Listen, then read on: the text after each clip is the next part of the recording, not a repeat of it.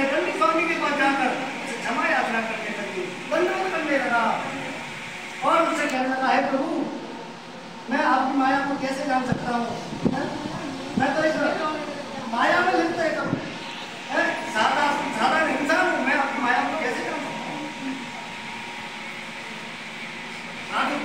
तो दंडी स्वामी कहने लगे, सुन, याद करो, तुमने एक सत्यनारायण भगवान की कथा का संकल्प किया था, तुम्हारी को संतान नहीं थी, वो अभी तक तुमने पूरा नहीं किया है।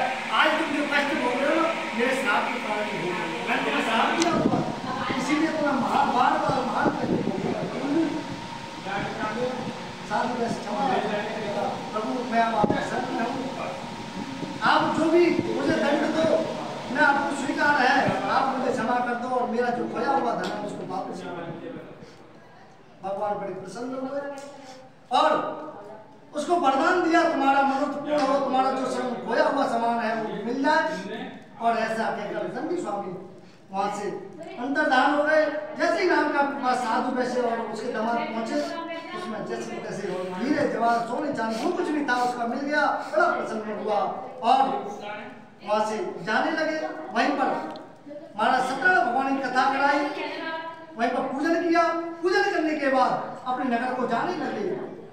जैसे ही नगर के थोड़े पास पहुंचे तो अपने दामाद से कहने लगे, देखो वो अपना नगर दिखाई दे रहा है। अब हम नगर के पास पहुंच गए और दूतों को आदेश दिया, हमारे आने की सूचना हमारे घर पर पहुंचाओ।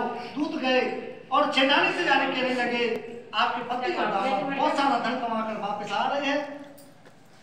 छेड़ानी बड़ी प्रसन्न हुई और पूजा कर रही थी। पूजा करती हुई अपनी पुत्री से कहा, पुत्री तुम पूजा करो, मैं पति के दर्शन के लिए जाती हूँ। जैसे ही माँ पति के दर्शन के लिए गई है, बेटी ने जल्दी जल्दी पूजा तो कर ली पर प्रसाद ग्रहण नहीं किया। प्रसाद को त्याग कर पति के दर्शन के लिए जाने लगी। उसकी भगवान रुष्ट हो गए, उसके पति को नौका सहित जल में डुबो दिया। जैसे ही वहां पे पहुंची, अपने पति को नहीं देखा, बड़ी रुष्ट हुई, प्रार्थना करने लगी और संकल्प कर लिया कि मैं तो अगर मेरे पति जीवित नहीं रहे तो मैं जीवित रह के क्या करूँगी, मैं तो सती हो जाऊंगी। जैसे जैसा संकल्प किया, साधु वैश्य सभी मरना वगैरह सब आश्चर्य हुए, ऐसे कैसे हो गया। साधु वैश्य सभी को बुलाया और घोषणा की कि मेरा कष्ट यानी मेरे दामाद और मेरे जो खोया हुआ धन है वो भगवान की कृपा से मेरा जैसा वैसा मिल जाए, मैं दोबारा से आपकी श्रद्धा भक्ति से पूजन करूंगा। आकाशवाणी हुई, हे राजन, मेरी पुत्री कलावती मेरा प्रसाद था अपने पति के लिए दर्शन के लिए चली आई है, इसलिए मैंने रुष्ट होकर उसके पति को जन्म डुबो दिया है।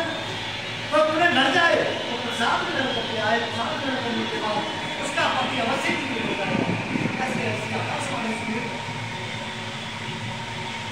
तुरंत कलावती प्रसाद पाने के लिए डर गई। प्रसाद पाने के बाद तुरंत जैसे आई, पति को छू देगा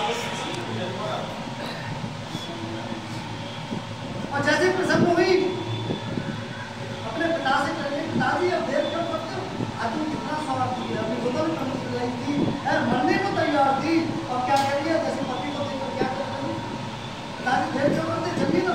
एक बार भगवान को प्रणाम नहीं किया, एक बार भी भगवान का धन्यवाद नहीं किया और पिताजी से कहने लगे, पिताजी देर क्यों करते, चलिए ना, घर चलते हैं।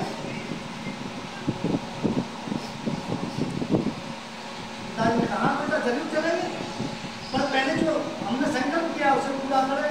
वहीं पर सभी बंधु बांधवों को जो कुछ था सबको बुलाकर वहीं पर पूजन किया। पूजन करने के बाद अपने घर को जाने लगे। घर जाकर तो हर महीने सत्यनारायण वाली कथा करा रहे थे।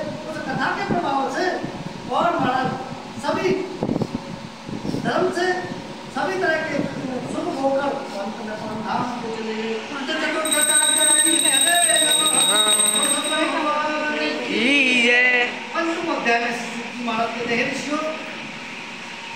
सत्ययुग में एक कुंदुदुरी नाम का राजा राज्य करता था।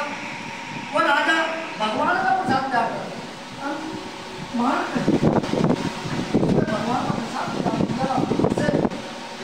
महान कष्ट भोगना पड़ा। एक समय की बात है, वो राजा